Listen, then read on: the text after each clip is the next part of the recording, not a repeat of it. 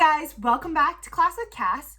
This week's video is about time management. Now, before you view this video or after, you should really check out my videos on how to be a good student, how to not stress out, and sleep. Time management factors into all of these. For those of you who don't know me, I'm Cassandra. I'm a senior at Yale, and Class with Cass is my series to give you tips and tricks on how to live your best life. So before we dive into time management and all of its secrets and upgrades, I'm gonna give you a bonus tip on how to manage your time. It is called PDFElement. I mean, how many hours have you spent trying to edit a PDF or recreate it in Word format? I mean, if I had this software when I was in high school or the last 3 years of college, I think I would have saved myself so much time. So thank you to PDFElement for sponsoring this video, and let's take a look at some of their functions. Okay, so let's go ahead and open up PDFElement.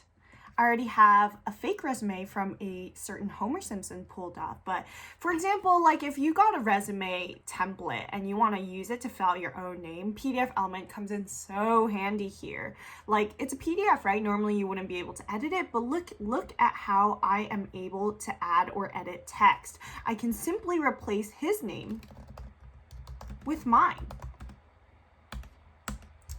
And not only can you just add text, you can even drag it around. Ooh, and I can move it to wherever on the page I really want to. In addition to that, you can even add an image. How easy is this? Here I am adding a little Homer Simpson to the page. And that would be sort of his profile picture. And you can even make your PDF into an interactive form for whoever you are sending it with. So let's say I want to do a drop down right here. Click on it to edit it, bring this up here. So question number 1, we have 1 item, we have 2 items, we have 3 items, for example, and when you click away, when you go to markup, you can see this offers you a selection. And so it's super easy to build your own interactive PDFs. You can even do a watermark because, I don't want anyone to copy my work. And I want to create my own watermark. So let's say I put Cassandra Hsiao, and I can alter this watermark however I'd like. I want it to be American typewriter because I'm bougie, and save. And there you have it. You have a watermark over your PDF. How easy is that? Finally, if you are doing some top secret stuff and you want to block out people's names, check this out. You can redact. You can use this redact tool. If I wanted to mark for redaction, I can just use it like that. So that, you guys, was just a simple and silly example of how to use this awesome tool. It should save you a lot of time as a student. I've dropped links to free downloads of the app below, and also don't forget to check out their amazing YouTube tutorials to find out what more cool features there are. Okay, you guys, let's go to all my secrets I have up my sleeve for you. So first, I want to talk to you about how I managed my time when I first got to college. So note about me, I was kind of super technology adverse when I first came to college. Like, throughout high school, I had a physical planner that I wrote down everything with. If I didn't have my planner in class, writing down what homework I had or due dates, I felt very lost. So coming to college, I pretty much basically stuck with the same sort of paper method. So I don't have a physical copy now because I've stopped using that method, but it's still really helpful. It looked something like this. So it's basically almost like a paper version of a Google Calendar. But if you'll notice, all of there aren't events under each days, they are little checkboxes. So checkboxes are an amazing way to manage your time.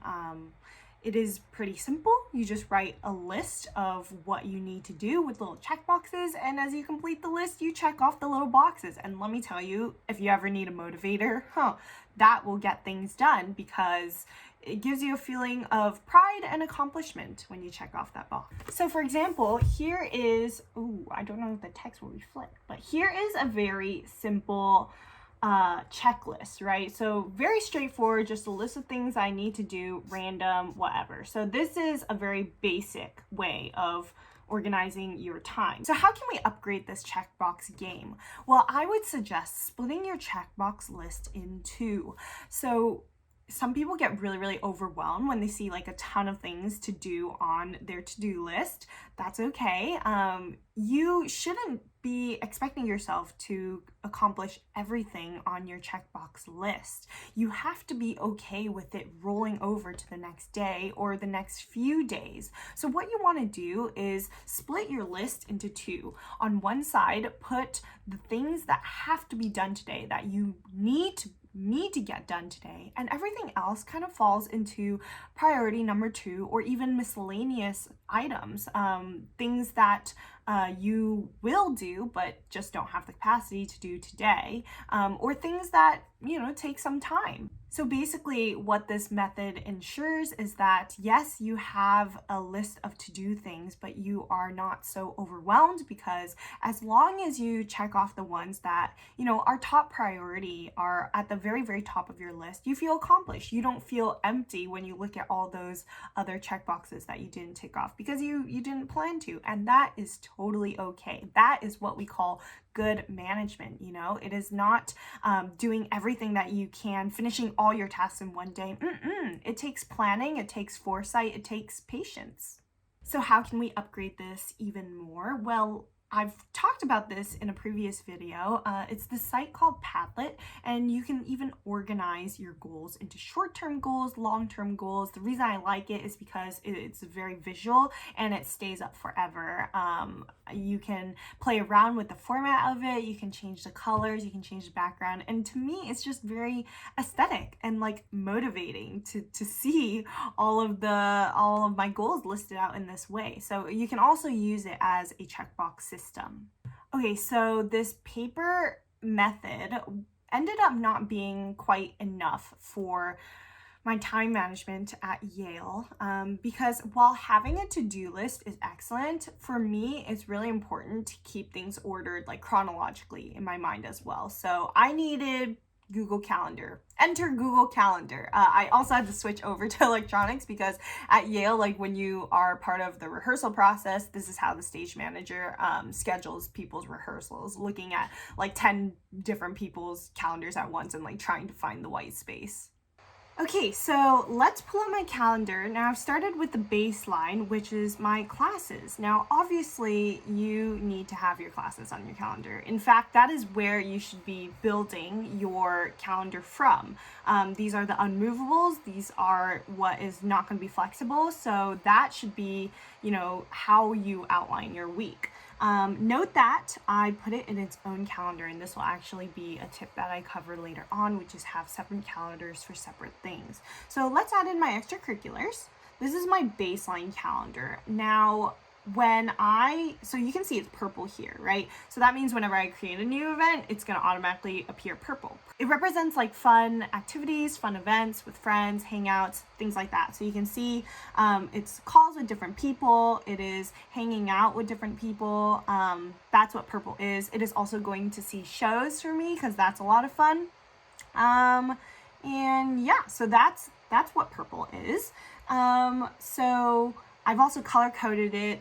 I've color-coded orange as like exercise, so I was a part of 2 dance shows. Here I had like back-to-back rehearsals.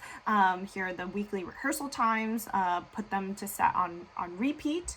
We also have green. That was anything related to my involvement in Christian ministry. And then we have red. Now, what is red? Red was the most important appointments that I had. So this was like a doctor's appointment.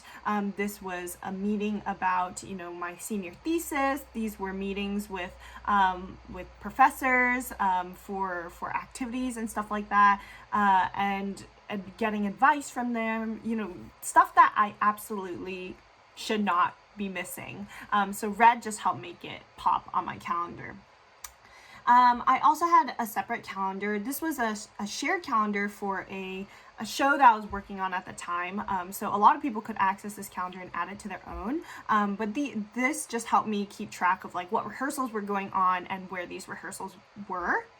And finally, the most important things, I have two more calendars that I used quite often. One was real tasks, and then the other one was study, but I don't think I used it specifically at this point. So essentially what I had for real tasks is, okay, looking at this, people would probably pass out, right? But if you look closely, if I remove the real tasks, it's just all the white space. And I use a combination of checkboxes and Google Calendars. So normally if I didn't have this real tasks calendar separate by itself, I would do whatever is on my checklist to fill in those white space times. But I was in a period of my life where I needed long chunks of time. I need to ensure that not only was I checking things off on a list, I was doing the same thing every day. That is, I was studying for the LSAT at the time. So I wanted to make sure I got a specific number of hours in.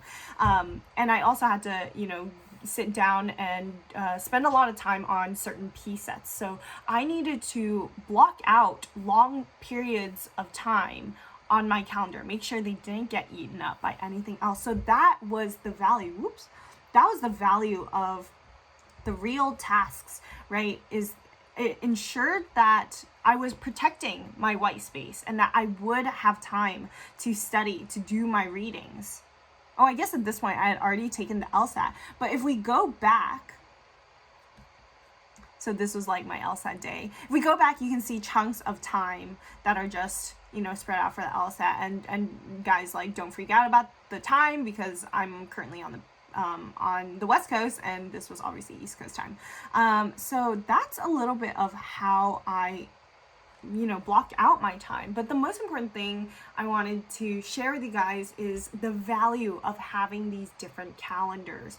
Why? So for multiple reasons. One is that Google Calendar doesn't allow you to mass delete events. You can't just highlight all of them and press delete. Or if there is a way, I don't know how to do it. So this makes it easy for let's say it's spring break, right? And I no longer have all of these things. I can just click away all of these things and they just my calendar is free and back to a baseline. So depending on your needs, you can turn on how you want to view your week, how you want to mentally prepare for your week, and I find that very, very valuable. So why is having real tasks on the calendar as a separate calendar a really helpful thing? Well, for one, it really helps push back against the instinct to fill up all of that white space. And I wrote a blog piece about this. You can read it in the links below. Essentially, Yaleys have this tendency of saying yes to a lot of different things. The culture at Yale is doing a lot, right? And of course, when you're surrounded by amazing people doing a lot of amazing things, naturally you'll feel the same way. You'll feel inclined to do the same. But I want to push back and say no, your white space on your Google Calendar, your time to yourself, your time to just sit down for unbroken stretches of time to do your work, to do your passion projects, to do whatever needs to get done. That is really important, you guys. You must protect it. So that's why having your white space as a real tasks or whatever you decide to name it, its own calendar, helps you to visualize that and not view it as negative space, but as something active on your calendar. Ooh, it's time to study. And I know that in that time slot, I'm not going to arrange any meetings with anyone because I need that time to myself. Okay, so my final tip for you is to have a ginormous wall hanging calendar in front of you. Why is this helpful? So you can see the big due dates or important dates. For example, on my calendar, I had the date for my LSAT, so I would never forget it. I also had performance dates because I needed to be careful that I didn't schedule anything else on those weekends.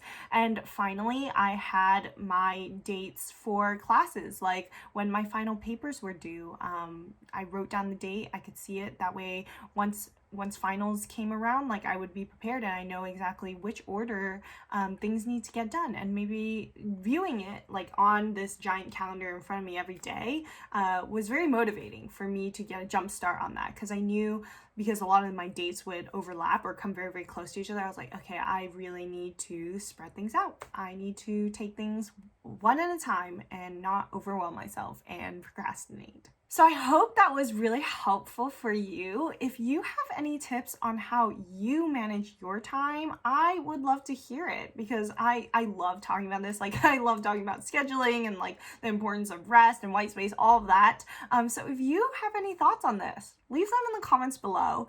Don't forget to hit subscribe, because you do not want to miss out on any future Class with Cass videos. While you're here, you might as well check out how to write college applications. I've been doing a series on all the colleges I applied to that I got into, reading you the essays, so you have it straight from the source. You're welcome, you guys. Thank you guys so much for watching, and as always, leave your thoughts about what you want to see next in the comments below. Hit subscribe, and I will see you guys next time. Bye.